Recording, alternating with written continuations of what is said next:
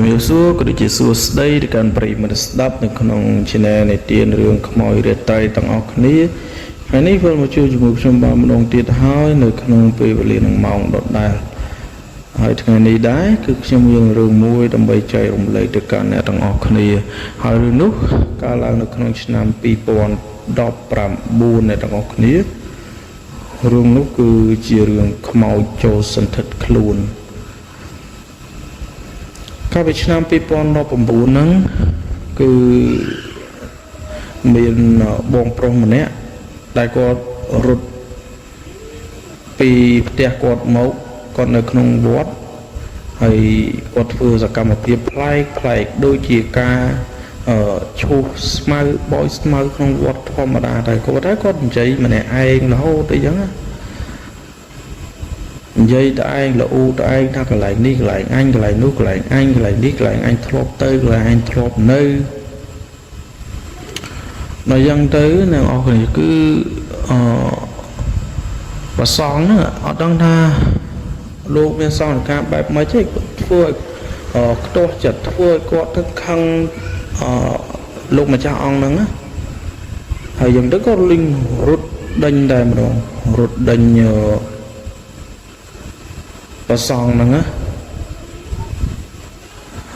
ហើយលោកនៅរៀងបជនក្មេងដែរលោកក៏រត់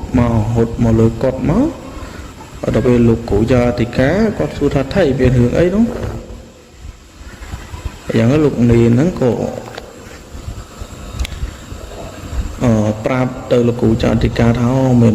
បងប្រុសម្នាក់នោះអ៊ំប្រុសម្នាក់នោះគាត់ដូចមិនទេស្រាប់តែដេញវាយកណាហើយលោកតាសួរថាមានទៅធ្វើអីគេទេបានគេដេញវាយអត់ទេជាអត់ទៅមកសធុហើយមកគឺគាត់លេងនិយាយគេមកជាអាការៈគាត់គឺចម្លែកតែម្ដងអ្នកទាំងអស់គ្នាដល់ពេលជាទៅលោកតាគាត់អត់ដឹងថាធ្វើម៉េចគាត់ឲ្យទេហៅប៉ូលីសមកអំរួនឹងបែកថ្នាំគាត់ថាបងប្រុសម្នាក់ហ្នឹងគាត់មិនមែនជាអាការៈខ្មោចចូលទេគឺអាការៈមនុស្សបែកថ្នាំអីយ៉ាងទៅហើយតបានប្រាប់ប៉ូលីសផងលេងស្រាប់តែគាត់ហ្នឹងរត់សម្ដៅមកលើគាត់របស់ប្រសងដែលលោកគង់ស្នាក់នៅច្រើនអង្គលោកតាក៏ប្រាប់ឲ្យសាមណេរនៅក្នុងវត្តទាំងអស់ចាក់កលឹះកុំឲ្យចូលបានអញ្ចឹងណាហើយយ៉ាងទៅក៏គាត់បានយកឈើរៀងធំដែរគាត់មិនជឿនៅមកវាយទ្វារហ្នឹងប្រងប្រើរូបថតអនុស្សាវរីយ៍ដែលចាស់ហ្នឹងក៏គាត់វាយកំតិច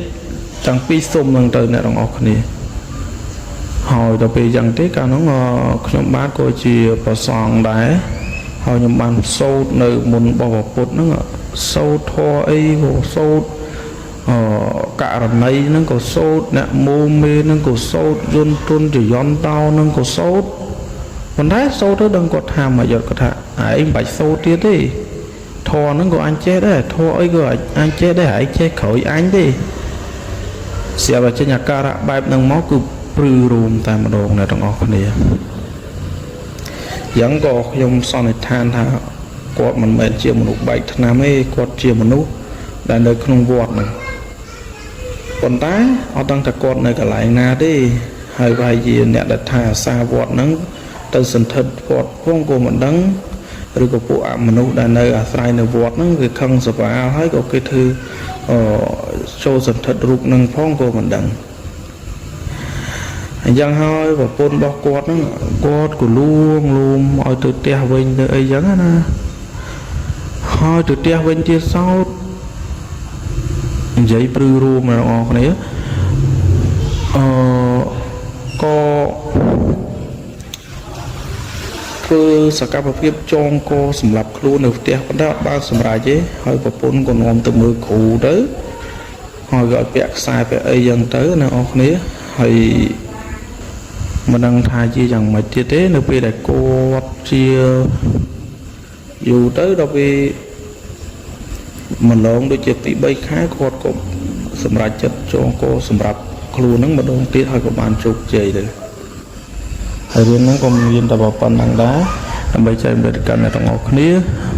ហើយកុំភ្លេចជួយចុច Subscribe Channel YouTube នៃទានរឿងខ្មោចរាត្រីពីម្នាក់មួយផងបាទសូមអរគុណ